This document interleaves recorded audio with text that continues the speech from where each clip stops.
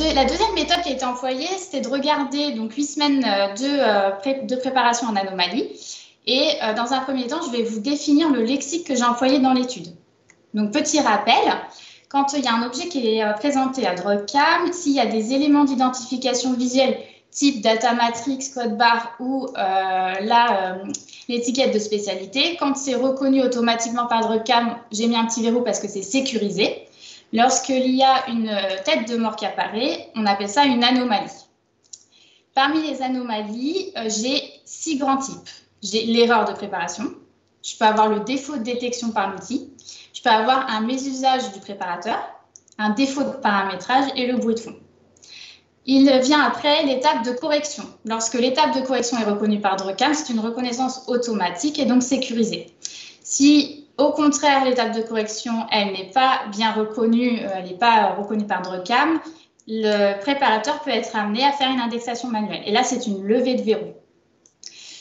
S'il n'y a pas d'identification visuelle, de même, le préparateur peut être amené à faire une indexation manuelle et donc une diminution de la sécurisation de l'état.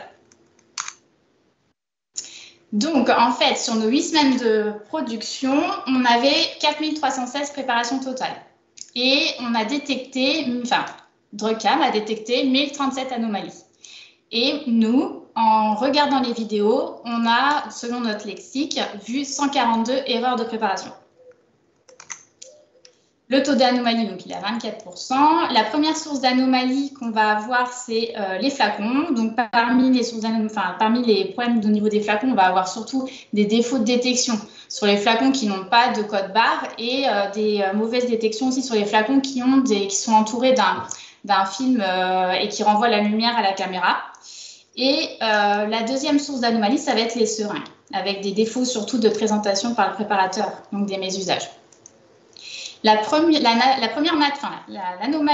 qu'on va retrouver la plus souvent, ça va être les défauts de détection, donc comme je vous disais au niveau des flacons ou au niveau des seringues. Et ensuite, la seconde, ça va être le mésusage de préparateur. Donc, on va retrouver le plus souvent un non-respect, par exemple, du scénario de DrugCam Assist, et ce qui peut amener parfois à des indexations manuelles un peu plus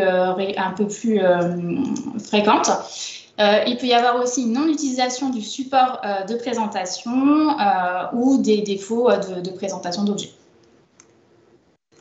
La troisième nature de l'anomalie, on va retrouver les erreurs de préparation, avec un taux d'erreur total en fait à 3,3%, c'est ce qui correspond à ce qu'on avait retrouvé dans la littérature. Dans les erreurs de préparation, qu'est-ce qu'on va avoir le plus souvent? Ça va être surtout des erreurs de volume. Donc, on a dans la majorité des cas, c'est-à-dire 59% des cas, des erreurs de volume non significatives inférieures à 5% par rapport au volume théorique.